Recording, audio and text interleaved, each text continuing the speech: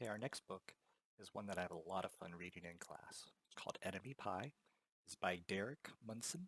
It's illustrated by Tara Calahan King. It should have been a perfect summer. My dad helped me build a treehouse in our backyard. My sister was at camp for 3 whole weeks, and I was on the best baseball team in town.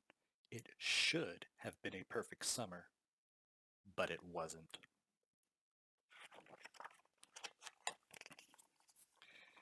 It was all good until Jeremy Ross moved into the neighborhood, right next door to my best friend Stanley. I did not like Jeremy Ross. He laughed at me when he struck me out in a baseball game. He had a party on his trampoline, and I wasn't even invited. But my best friend Stanley was. Jeremy Ross was the one and only person on my enemy list. I never even had an enemy list until he moved into the neighborhood. But as soon as he came along, I needed one. I hung it up in my treehouse where Jeremy Ross was not allowed to go.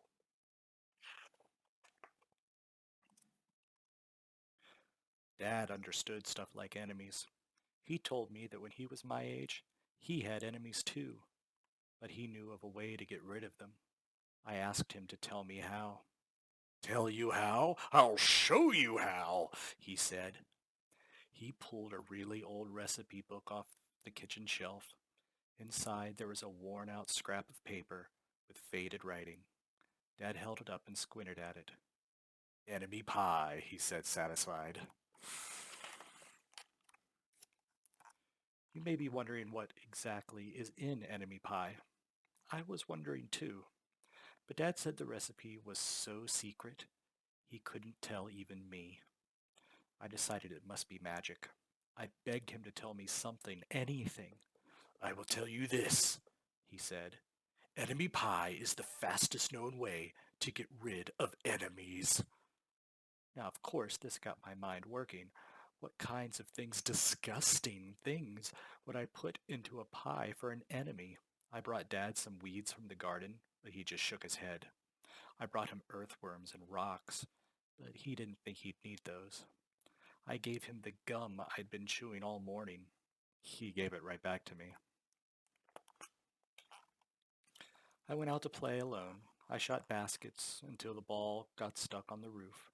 I threw a boomerang that never came back to me, and all the while I listened to the sounds of my dad chopping and stirring and blending the ingredients of enemy pie. This could be a great summer after all. Enemy pie was going to be awful.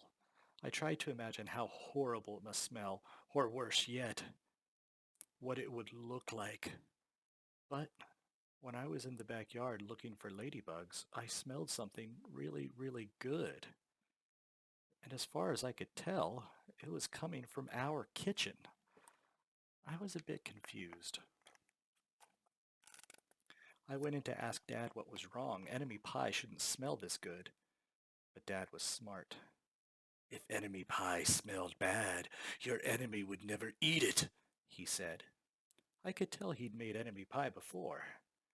The buzzer rang, and Dad put on oven mitts and pulled the pie out of the oven. It looked like plain old pie. It looked good enough to eat. I was catching on. But still, I wasn't really sure how this enemy pie worked. What exactly did it do to enemies? Maybe it made their hair fall out, or their breath stinky. Maybe it made bullies cry. I asked Dad, but he was no help. He wouldn't tell me a thing. But while the pie cooled, he filled me in on my job. He talked quietly. There's one part of enemy pie that I can't do. In order for it to work, you need to spend a day with your enemy. Even worse, you have to be nice to him. Oh, it's not easy, but that's the only way that enemy pie can work. Are you sure you want to go through with this? Of course I was. It sounded horrible. It was scary, but it was worth a try. All I had to do was spend one day with Jeremy Ross, and then he'd be out of my hair for the rest of my life. I rode my bike to his house and knocked on the door. Jeremy opened the door. He seemed surprised. He stood on the other side of the screen door and looked at me, waiting for me to say something. I was nervous. "Can you play?" I asked. He looked confused. "I'll go ask my mom," he said. He came back with his shoes in his hand. His mom walked around the corner to say hello. "You two boys stay out of trouble," she said, smiling.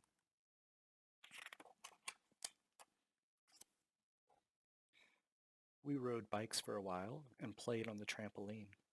Then we made some water balloons and threw them at the neighborhood girls, but we missed. Jeremy's mom made us lunch. After lunch, we went over to my house. It was strange, but I was kind of having fun with my enemy. He almost seemed nice, but of course I couldn't tell Dad that since he'd worked so hard to make his enemy pie. Jeremy Ross liked my basketball hoop. He said he wished he had a basketball hoop, but they didn't have room for one. I let him win a game, just to be nice. Jeremy Ross knew how to throw a boomerang. He threw it, and it came right back to him. I threw it, and it went over my house and into the backyard. When we climbed over the fence to find it, the first thing Jeremy noticed was my treehouse. My treehouse was my treehouse. I was the boss. If my sister wanted in, I didn't have to let her. If my dad wanted in, I didn't have to let him. And if Jeremy wanted in, "Can we go in?" he asked. I knew he was going to ask me that, but he was the top person, the only person on my enemy list, and enemies aren't allowed in my treehouse. But he did teach me to throw a boomerang, and he did have me over for lunch, and he did let me, oh, and he did let me play on his trampoline. He wasn't being a very good enemy. "Okay," I said, "but hold on." I climbed up ahead of him and tore the enemy list off the wall. I had a checkerboard and some cards in the treehouse, and we played games until my dad came down for dinner. We pretended we didn't hear him, and when he came out to get us, we tried to hide from him. But somehow he found us. Dad made us macaroni and cheese for dinner, my favorite. It was Jeremy's favorite too. Maybe Jeremy Ross wasn't so bad after all. I was beginning to think that maybe we should just forget about enemy pie. But sure enough, after dinner, Dad brought out the pie. I watched as he cut the pie into 8 thick slices. "Dad," I said, "it sure is nice having a new friend in the neighborhood." I was trying to get his attention and trying to tell him that Jeremy Ross was no longer my enemy, but Dad only smiled and nodded. I think he thought I was just pretending. Dad dished up 3 plates side by side with big pieces of pie and giant scoops of ice cream. He passed one to me and one to Jeremy. "Wow," Jeremy said, looking at the pie. "My dad never makes pies like this." It was at this point that I panicked.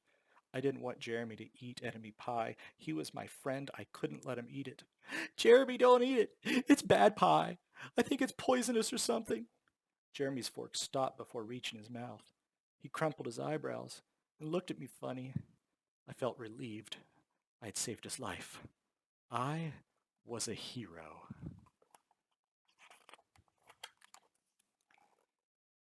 "If it's so bad," Jeremy asked, "then why has your dad already eaten half of it?" I turned to look at my dad. Sure enough, he was eating enemy pie. "Woof, woof," he mumbled through a mouthful, and that was all he said. I sat there watching them eat enemy pie for a few seconds. Dad was laughing, Jeremy was happily eating, and neither of them was losing any hair.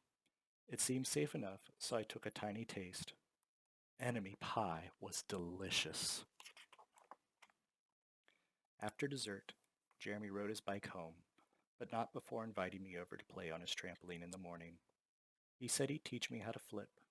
As for enemy pie, I still don't know how to make it. I still wonder if enemies really do hate it, or if their hair falls out, or if their breath turns bad. But I don't know if I'll ever get an answer, because I just lost my best enemy.